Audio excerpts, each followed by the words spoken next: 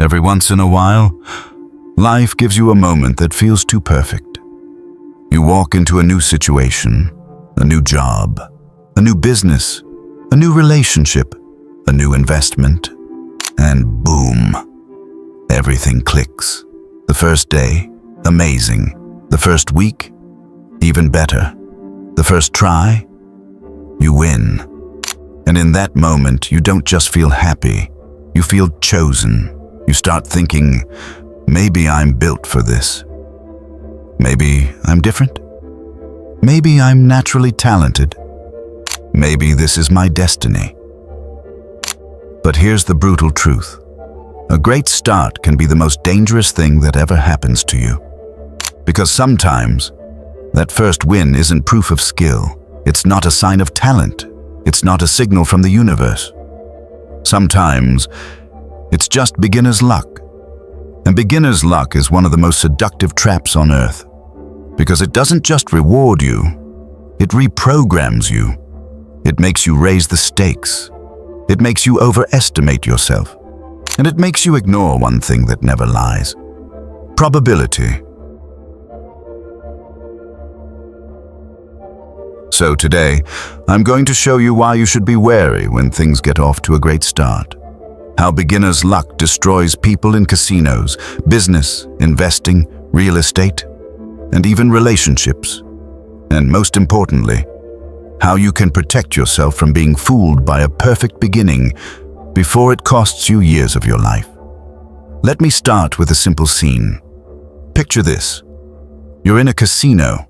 Bright lights, loud sounds, people cheering, the air feels electric, and you sit down at a blackjack table for the first time in your life. You don't even know the rules properly. You're asking the dealer like, wait, so I hit now, or I stand, or what? Everyone at the table looks at you like you're a beginner, because you are. Then you play your first hand, and you win. Second hand, you win again. Third hand, another win. Now the table starts reacting. Someone says, "Yo, you're lucky today." Another guy laughs. "This dude is blessed." And you smile, pretending it's normal. But inside, something happens. Your brain starts building a story, not a fact, a story. And the story is, I'm good at this. So what do? You raise your bet. You start feeling confident. You start feeling sharp. You start thinking you have instincts. But the truth is, you don't have instincts. You have momentum. And momentum is a dangerous drug. Because when a beginner loses early, they often walk away. They think, okay, yeah, I'm not built for this. But when a beginner wins early, they don't walk away. They stay. They push harder. They take bigger risks. They start thinking the game is easy. And then, reality arrives. The probabilities normalize. The luck fades, and the casino collects its money back, with interest.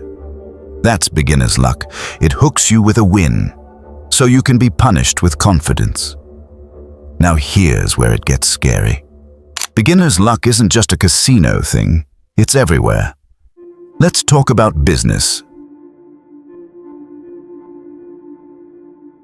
Imagine a company.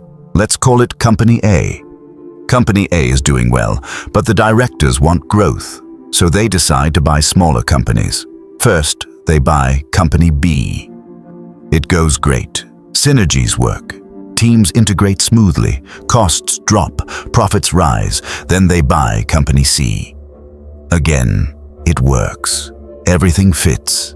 It feels like magic. Then they buy Company D. Same thing. Success again.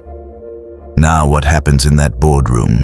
They don't say, wow, we got lucky with timing, culture, and market conditions. No, they say, we have a gift for acquisitions.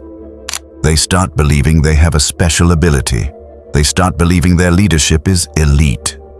They start thinking they can't fail. So now they go for a bigger deal, a massive deal. They buy Company E, a giant company, and that's where the nightmare begins. Because Company E is too complex. The integration is too difficult. The culture clashes. The systems don't match. The staff resists. The expected synergies don't happen. And suddenly, that same leadership team that thought they were geniuses looks like amateurs. But here's the twist. They were amateurs the whole time. The first few deals went well because everything fell into place. Perfect timing, perfect market, perfect teams, perfect conditions. Beginner's luck didn't just reward them. It blinded them. It made them confuse a lucky streak with a repeatable skill. And this is why some people fail harder than others, because they don't just lose money, they lose money with confidence. Now let's take this into the stock market, because this is where beginner's luck has destroyed millions of people. Let me take you back to the late 1990s, the dot-com boom. The internet was the new gold rush. People were investing in anything with .com in the name. Companies with no profits, no real business model, sometimes not even a finished product, were skyrocketing in value. And here's what happened. New investors entered the market, regular people, teachers, office workers, college students, taxi drivers, people who never touched stocks before.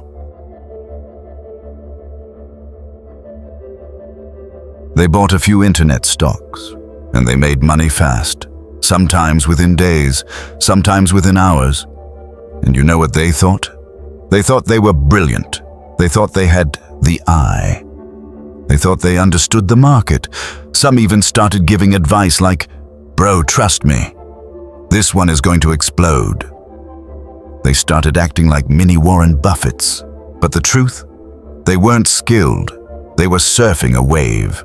And when you surf a wave, you can feel like a champion.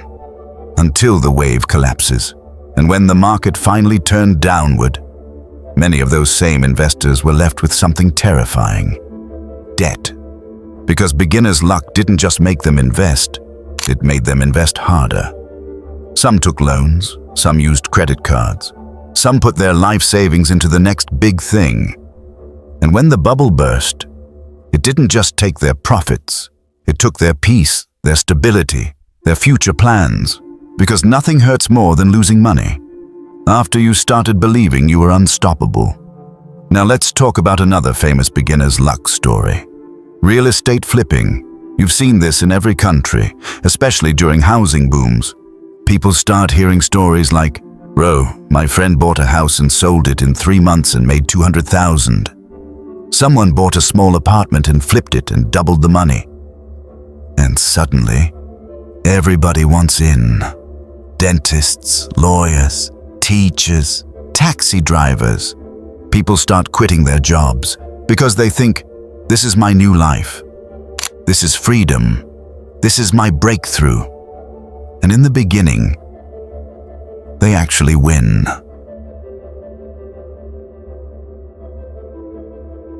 They buy a property.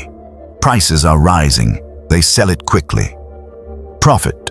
Then they do it again. Profit again. And now they're convinced they have a skill. They start calling themselves investors. They start speaking like professionals. They start dressing like professionals. They start thinking they cracked the code. So they go bigger.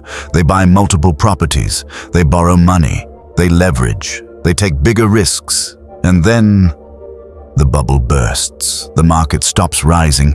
Properties don't sell. Buyers disappear. Interest rates rise. And suddenly, those investors aren't investors. They're trapped. Stuck with unsellable properties, stuck with loans, stuck with monthly payments. And the scariest part? They didn't lose because they were stupid. They lost because they were confident too early. Beginner's luck made them believe they had control, but they were just riding a temporary trend. Now listen, beginner's luck isn't only about money. It shows up in relationships too. Let's go there. Imagine you meet someone new, and it starts like a movie. They text fast. They call you every day. They compliment you non-stop. They make you feel like you're the most important person on earth. They say things like, "I've never felt this with anyone. You're different." I feel like I've known you forever. And you're thinking, wow, this is it. This is the one. But what happens next? You start investing emotionally fast. You start ignoring red flags. You start excusing bad behavior. You start moving too quickly because the beginning was so perfect. You assume the future will be perfect too. But the truth is, some people are amazing at beginnings. They're not consistent. They're not stable. They're not loyal. They're not disciplined. They're just intense in the start. That's their talent. And if you confuse an intense beginning with real love, you will pay for it later. Because beginner's luck in relationships is when the early phase is unreal, but the foundation is weak. And when the luck wears off, you finally see the real person. Now here's the part most people don't understand. Beginner's luck is not just luck. It's a psychological weapon because it creates something called a false link with the past. It makes your brain say, I won before, so I will win again. I succeeded early, so I'm naturally good. It worked the first time, so it will work long term. But the past doesn't guarantee the future, especially when the past is built on randomness. Now let me give you a crazy historical example. Think about war. Think about Napoleon. Think about Hitler. Do you really think they would have dared to launch campaigns against Russia if they hadn't already won smaller battles before? Of course not. Those early victories didn't just bring success. They built confidence. They created an illusion of invincibility, and when someone feels invincible, they stop calculating. They stop respecting reality. They start believing their own legend, and that's when they make the biggest mistakes of their lives. Because beginner's luck is dangerous for one reason. It makes you move too fast before you understand the game. Now the big question is, how do you tell the difference between beginner's luck and the first signs of real talent? Because this matters.